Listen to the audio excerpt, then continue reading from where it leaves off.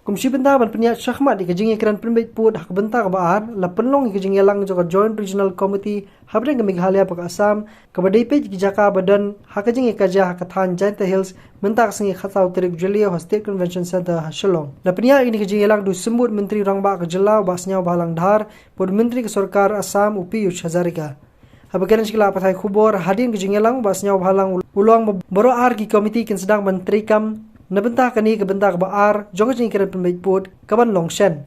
So in the days to come, so the respective member of the committee board side will start going to the site and the field and will come with the report in few months or few weeks. Ulong ru bagi regional committee kala banai ke kaipot sa sarkar jela Haswa ubanai nailar bar ke jingle jungo kan sedang hapok katayau bakhadu jong ni ubanai lani ho banai banwan. Hakoi pakaliang Piyush Hazarika ulong bakam dan kunung nu jing penwet na kaliang ke Assam bar baro arliang kin persyang ban penbet ya kamat halor put usam dak jing stu jingmut. So we don't have problem with Meghalaya people.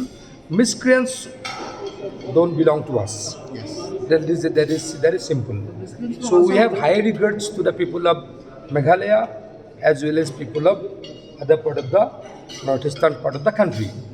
Shushu lapan paru ik jingkerman bakamat kabala sa teng na slem halor upur usam onla ban penbet hapok kapor ke belingkot dak jing trelang.